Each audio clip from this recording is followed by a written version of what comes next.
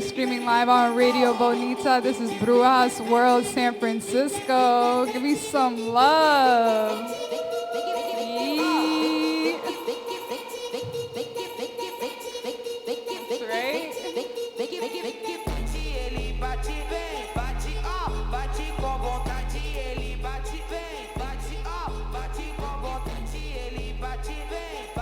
Oh, we got Brujas in the building. Yo, what up?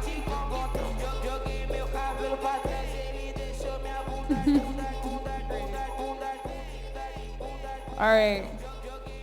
I'm gonna need everybody to pull up to the office. Can I get some attendance? Are y'all here? Yeah, pull up. Come through.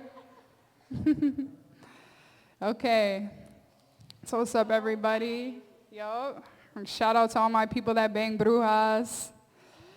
Universalism in this context refers to resource access, and the title of this piece is Universalism Requires No Information. I'll say it again. Universalism requires no information. The private, the accumulative territorialization often associated with women, the home, the domestic and reproductive is the core of today's show theme. Welcome to the Wages for Housework Season 9 presentation.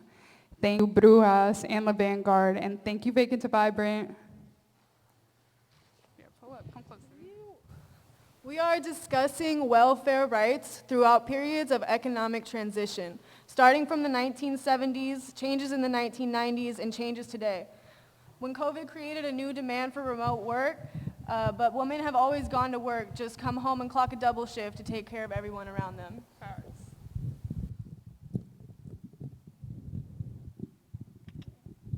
Say it again, April. Women have always gone to work just to come home and clock a double shift, taking care of everyone around them.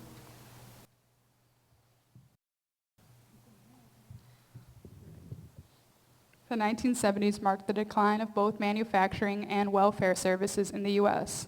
This was the start of the transition to a neoliberal economic period in the United States.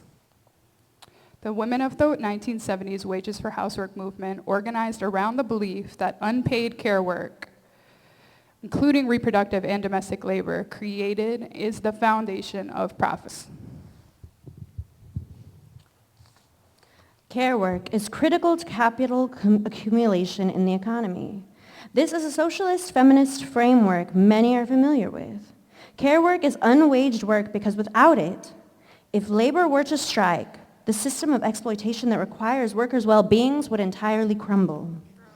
Women's caring for men who worked outside of the home for wages, their raising of children who would become the future consumers and laborers continued and contributed significantly to accumulation.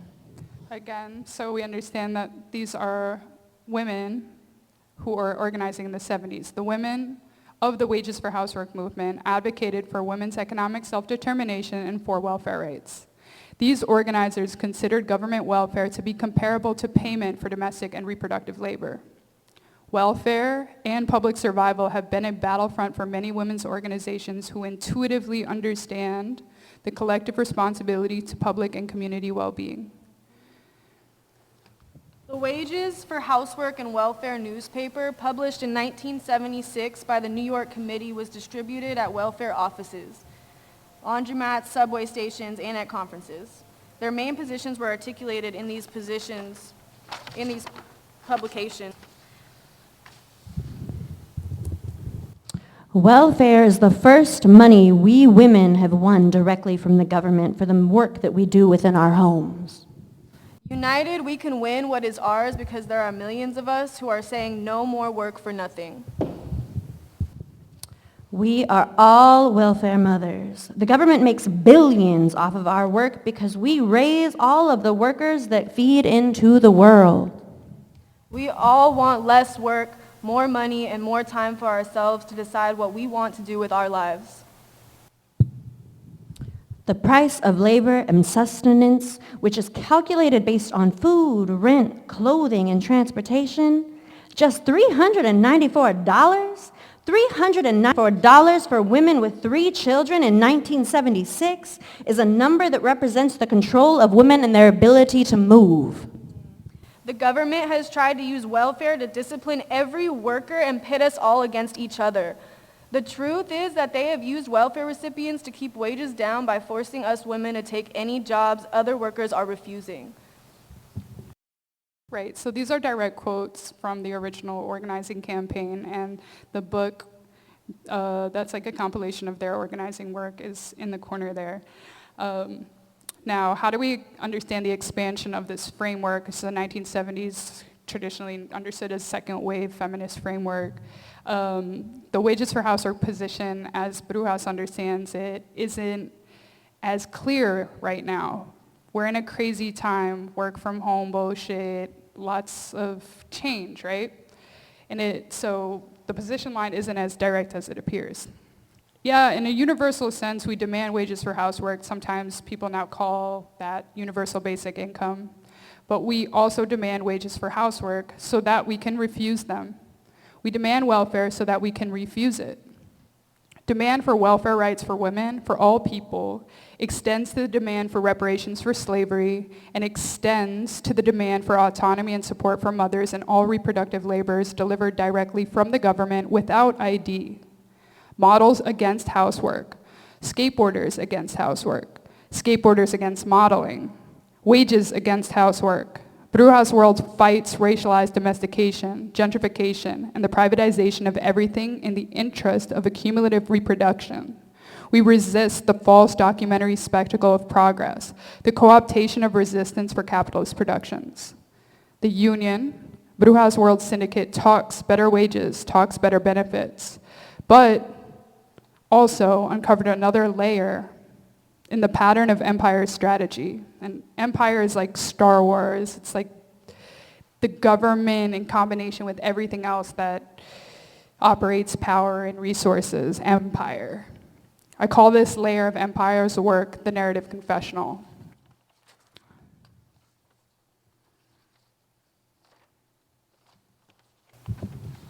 How did an inquiry into the contemporary adaptation of the wages for housework movement of the 1970s develop and then lead us to this conclusion over the narrative confessional?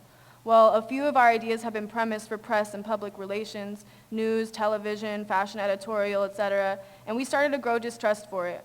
I started to not fuck with pictures, not even the pictures of girls on the skateboards, because of the way they were being used in commercials. Pepsi ads. I repeat, Pepsi soda ads, paired with girls in traditional indigenous clothing from Bolivia, skating. I want to remind you all also, within this context, we have to think about boycotting. Boycotting these soda companies and all of these other companies that are occupying Israel, which is thus occupying Palestine. Right. So then back to the narrative confessional. The narrative confessional is how the empire produces intimacy with its subject. Without women's intimacy, there is no economy. The narrative confessional manipulates information we give it towards the agenda of growth, specific death, tactical and accumulative. It fetishizes reproduction, including children, products, genocentric ideology, and labor. The narrative confessional is the process of consent to state and capital domination. What do you tell a judge, a welfare caseworker, or a camera that's pointed at you for an organic commercial of you doing a kickflip? Do you tell them who you are and what you deserve? Do you make them laugh? Or do you make them cry? Do you make them uncomfortable? What are you wearing when you tell them who you are? How do you look? We say, when you're looking at them, don't tell them who you are. Tell them what they're doing, what they did instead. Don't tell them their name, tell them about your game. Never confess, sell, or tell in the process of a demand so that the universal remains and the spectacle diminishes. Meaning, the less my caseworker knows about me is less information they can use against you. This is a contemporary women's position that takes the code to another level. We don't tell in a room, or on a Zoom, or on an application, or in a grant, or on TV, or in a commercial. We don't tell. We don't tell. we don't tell. Don't tell your story. If your throat starts to itch, if your ears start to burn, baby, that's your intuition. Stay quiet. Put your phone away. Don't sell your story and don't tell your story. Let's just read it through again. Yeah. What is the relationship between domestication and skateboarding? The freedom from it? How did an inquiry into the contemporary adaptation of the wages for housework movement framework of the 1970s develop and then lead us to this conclusion over the narrative confessional? Well, a few of our ideas have been premised for press and public relations, news, television, fashion editorial, etc., and we started to grow distrust for it.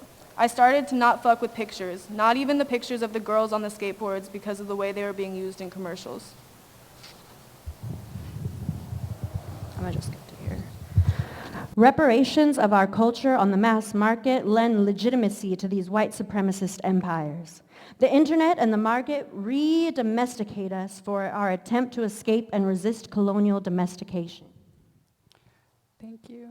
The neoliberal motion that both outsource manufacturing to nations underdeveloped by colonial dispossession also slash social services in favor of individual and private responsibility. As manufacturing and work is outsourced to the global south, profits have quadrupled and have been funneled into advertising, mass marketing, and eventually into the creation of the influencer. The mixed brown, red, black, and exotic-looking children of immigrants and descendants of slaves who work as informational laborers for branded partnerships sell stories of perseverance and difference. We labor in the void of social services, of welfare, navigating the total power of neoliberal marketing strategies on our cultural lives. Is this a new form of performance for white eyes? What are we selling and at what cost? We commodify ourselves by being viewed and displayed for the profits of others? Who are we? And what within us is for sale? How do we consume ourselves when we display ourselves for consumption? For some, government welfare was literally exchanged for underpaid commercial narrative content work. Both systems gather unique confessions of marginalization in exchange for basic money. Consumer citizenship and state identity formation are influenced by different processes of consent. When the state ceases to document its population, and especially those on the margin of survival, it ceases to be relevant. Brujas argues that the images of women street skateboarders who are also the children of immigrants contrast women's traditional domestic labor roles with images of their play in urban outdoors. These images provide the economy with a sense of future, with a sense of change. The empowerment effect of these images and stories are the form of care. Though this work perpetually hosts wageless exchanges of all kinds, eventually, this narrative material creates an opportunity for wages through modeling, endorsements, commercial events, and activations. The wages have access barriers. I repeat, these wages have access barriers that expose the racialized selection processes within the market. Yeah,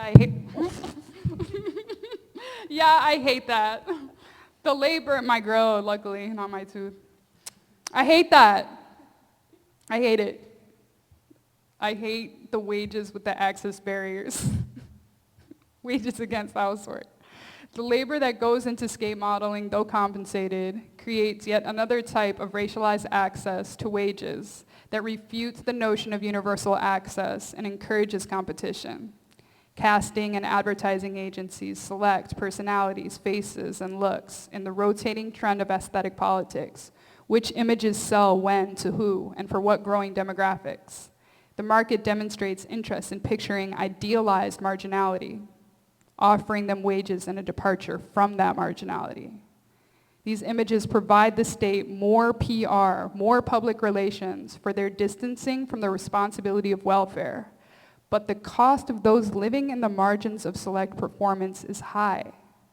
So while women skateboarders organically, then commercially mused the market's aesthetic between 2015 and 2023. And we have lot of evidence for that coming at 8:30 p.m. for our second communication. Brujas calls for universal welfare. Our call for universal welfare can be seen as an argument for the decommodification of survival through the refusal to share who we are with our oppressors. Mask up, don't tell, no face, no case, together we take care.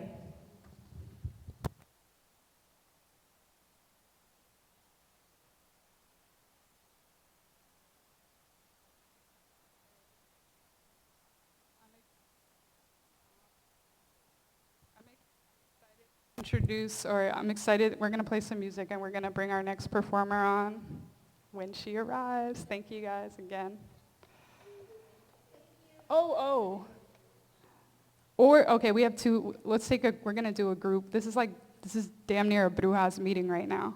Okay, okay, we're gonna do a vote. We're gonna do either interviews with the audience, right? Where your job is to not tell. So we're gonna take either volunteers to come talk to us, or we're gonna play music. Okay, so it would take a brave person to come here and refuse to tell me the things that I'm asking them. Do I have any takers in the audience? Come on, kids. I see the kids in the polo.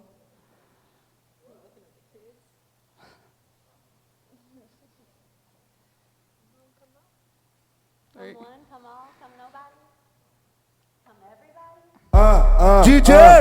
We're gonna try the interview performance. Nós gosta assim, nós tá suave Thank you, final de guys. semana. Vai achando que é só playboy que vive em Copacabana. Dá uma olhada no cordão, tá tranquilo. Aí, dá uma olhada nas bandidas que tá com nós, tá favorável. Foca mais no sufoca, isso é o dilema da quadrilha. Faz o sinal da Hong Lose, faz o famoso sinal do Ronaldinho, certo? There's copies of what we read at the membership Só os table. vilão, vem. Tá tranquilo, tá favorável. Tá tranquilo, tá favorável. Tá tranquilo, tá favorável. Só os vilão, vem. Tá tranquilo, tá favorável. Tá tranquilo, tá favorável. Tá tranquilo, tá favorável. Vai, um brinde pro Zé Calcado. Tá tranquilo, tá favorável. Tá tranquilo, tá favorável.